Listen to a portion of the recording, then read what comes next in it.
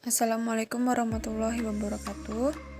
Perkenalkan, saya Sinta Aprilia. Saya dari Pendidikan Ekonomi semester 3. Di sini saya akan buat video apa itu bakat dan minat ya teman-teman. Iya, jadi pengertian bakat. Bakat merupakan potensi yang dimiliki oleh seseorang sebagai bawaan sejak lahir. Nah, bakat itu suatu bentuk kemampuan khusus yang memungkinkan seseorang untuk memperoleh keuntungan dari hasil pelatihannya ya sampai satu tingkat lebih tinggi. Terus bakat itu merupakan potensi dan bukan sesuatu yang benar-benar nyata dengan jelas. Dan bakat itu merupakan suatu karakteristik unik individu yang membuatnya mampu melakukan sesuatu aktivitas dan tugas secara mudah dan sukses. Nah, jadi bakat itu yaitu suatu kemampuan yang dianggap sebagai indikasi dari seberapa baik individu bisa belajar dengan training atau praktek beberapa keterampilan atau pengetahuan tertentu. Ya, itu menurut Branca dan menurut Bingham itu bakat itu suatu kondisi atau sekumpulan karakteristik yang dianggap sebagai sintomatik dari keterampilan individu dengan training beberapa pengetahuan.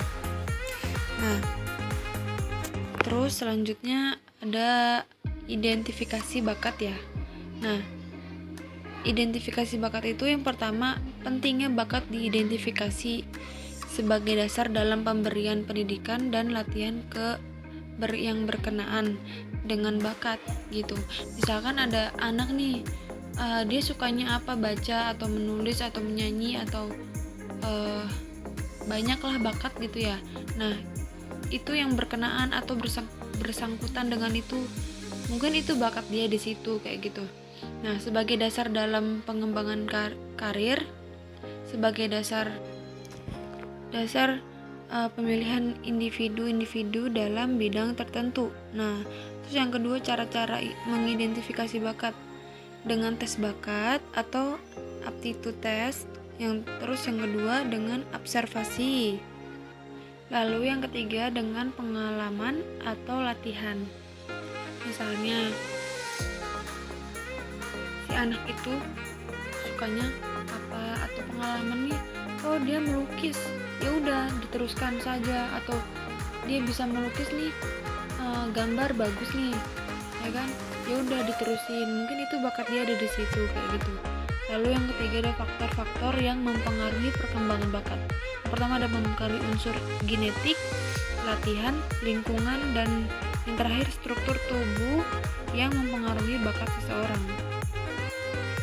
Jadi lingkungan itu misalkan kayak gini, jadi lingkungan tuh mempengaruhi juga ya. Di sini tuh lingkungan maksudnya tuh kita tinggal di rumah yang nyaman atau tidaknya itu tergantung dari lingkungan sekitar kita gitu. Atau mungkin struktur tubuh kita yang mempengaruhi bakat kita. Misalnya ada kan, maaf ya nih, orang yang tidak punya tangan atau tidak punya kaki. Nah, itu biasanya dia susah untuk cari bakat, tapi biasanya ada aja sih ya orang-orang disabilitas seperti itu, dia malah bakatnya lebih banyak daripada kita yang normal kayak gitu. Ya, lalu selanjutnya ada prinsip yang harus dimiliki untuk pengembangan bakat. Yang pertama adalah perlu keberanian. Terus yang kedua harus selalu berlatih. Yang ketiga membutuhkan lingkungan yang kohensif. Nah, yang terakhir itu ada perlu memahami hambatan dan mengatasinya. Kita harus tahu cara mengatasinya itu seperti apa. Misalkan dia bakatnya di sini, cara mengatasinya itu seperti apa. Nah, terus keberanian. Kita juga harus punya keberanian, nekat, tekad, dan berani gitu untuk menghadapi untuk kedepannya kayak gitu. Lalu selanjutnya ada hubungan bakat dengan minat. Jika menurut John Holland, ahli yang banyak meneliti mengenai minat, memberi pengertian minat sebagai aktivitas atau tugas-tugas yang membangkitkan perasaan ingin tahu, perhatian, dan memberi kesenangan atau kenikmatan.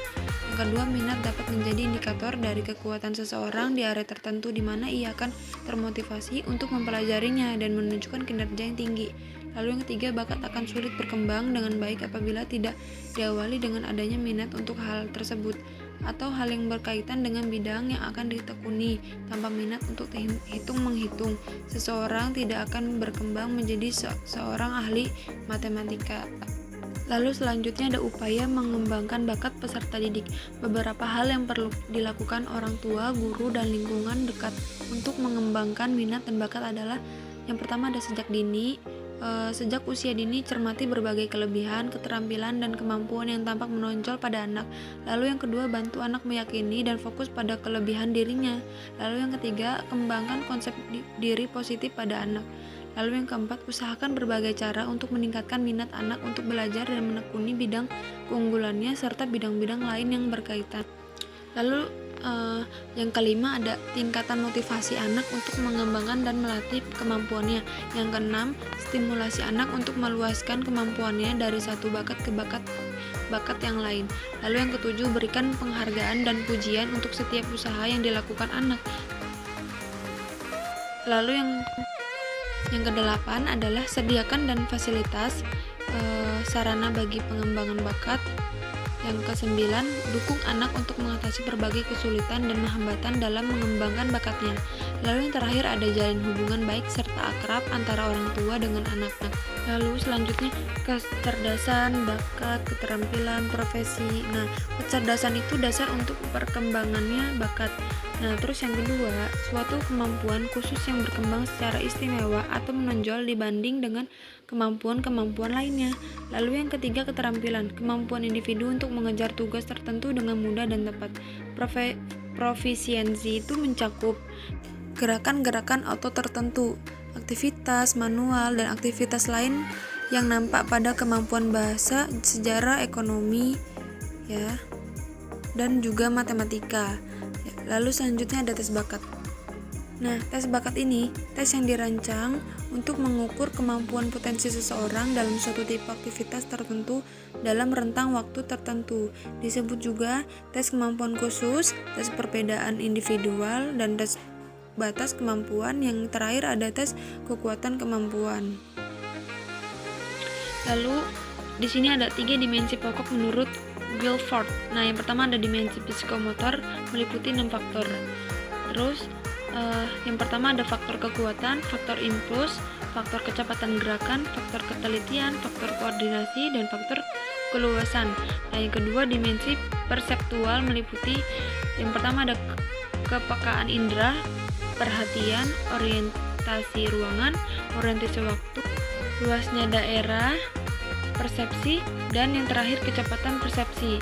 Lalu yang ketiga ada dimensi intelektual meliputi yang pertama ada faktor ingatan, faktor pengenalan, faktor evaluasi, faktor berpikir, konvergen, dan faktor divergen.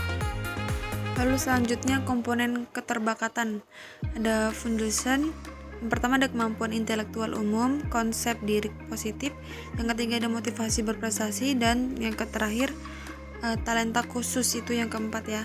Jadi tes bakat itu sangat dibutuhkan oleh siswa SMA karena yang pertama ada remaja terbiasa mengikuti kata-kata orang tuanya. Dengan kata lain, masih kurang terbiasa dalam mengambil keputusan. Lalu yang kedua, remaja masih terlalu dipengaruhi oleh lingkungan. Yang ketiga, perolehan informasi pendidikan yang kurang lengkap. Nah, tes bakat itu yang tepat dilakukan pada saat dimana siswa, orang tua, dan pihak sekolah bersama-sama membuat keputusan tentang pendidikan anak. Saat yang tepat melakukan tes bakat pada saat yang pertama masuk kelas 1 SD. Ya, itu harus dilakukan bakatnya. Terus yang kedua, melanjutkan ke tingkat SMA atau sederajat. Lalu yang ketiga, melanjutkan ke tingkat perguruan tinggi. Jadi kita harus tahu si anak itu bakatnya apa, kayak gitu teman-teman. Nah, kalau kita sudah tahu si anak itu bakatnya apa, misalkan dia berpikir apa dia suka bakatnya apa tuh kayak gitu, misalkan gambar, melukis, sama aja ya. Atau membaca atau baca puisi, atau bernyanyi, atau menari, bahkan dia bisa menari, terus Jadi kita harus melatih si anak itu bakatnya apa kayak gitu ya teman-teman. Oke, terima kasih. Kali ini video saya, jika ada yang kurang tolong dimaafkan.